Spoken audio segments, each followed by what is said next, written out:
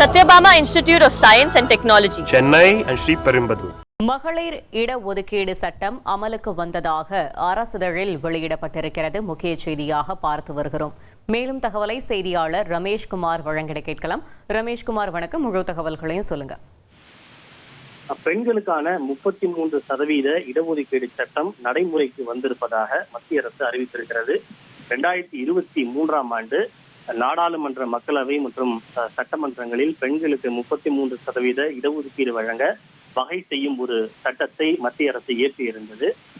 இந்திய அரசியல் சாசன 106வது சட்ட திருத்த மசோதா என்று அந்த மசோதா அழைக்கப்படுகிறது.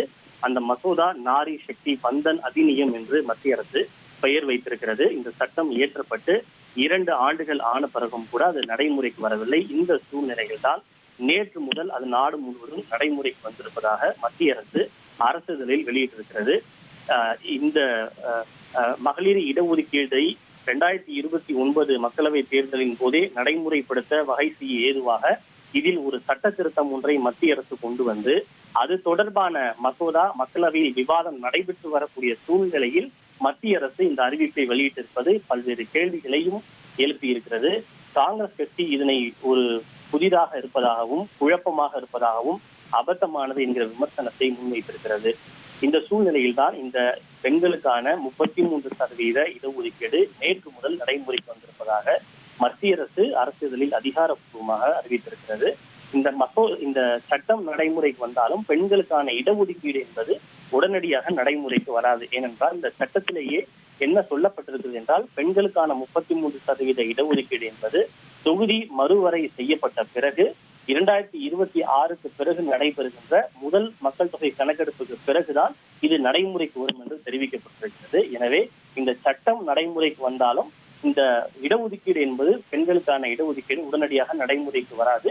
அது தொகுதி மறுவரை செய்யப்பட்ட பிறகே நடைமுறைக்கு வரும் என மத்திய அரசு வட்டாரங்களும் அதிகாரிகளும் சொல்லக்கூடிய தகவலாக இருக்கிறது. இது ஏன் இப்படி ஒரு அரசிதழை வெளியிட வேண்டும் என்ற ஒரு கேள்வியை அதிகாரிகள் தரப்பில் முன்வைத்த போது இது ஒரு டெக்னிக்கல் அம்சம், எனவே இதனை அரசிதழில் வெளியிட வேண்டியது கட்டாயமாக இருக்கிறது என்று அதிகாரிகள் தரப்பில் தெரிவித்திருக்கிறார்கள். இருப்பினும் இதில் ஒரு திருத்தம் ஒன்றை கொண்டு வந்து இடஒதுக்கீடு திருத்த மசோதா மற்றும் தொகுதி மறுவரையறை மசோதா இவை இரண்டுமே நாடாளுமன்ற சிறப்பு கூட்டத்தொடரில் நேற்று அறிமுகப்படுத்தப்பட்டு அதன் மீதான விவாதமும் நடத்தப்பட்டு இன்று வாக்கெடுப்புக்கு விடப்பட உள்ள நிலையில் இந்த சட்டம் நடைமுறைக்கு வந்ததாக மத்திய அரசு அறிவித்திருப்பது ஏன் என்று பல்வேறு குழப்பங்களையும் கேள்விகளையும் இது எழுப்பியிருப்பதாக எதிர்க்கட்சிகள் குற்றம் சாட்டுகளை முன்வைத்துள்ளன. தகவல்களுக்கு நன்றி Rameshkumar. Satyabama Institute of Science and Technology, Chennai and Sri Perimbadu.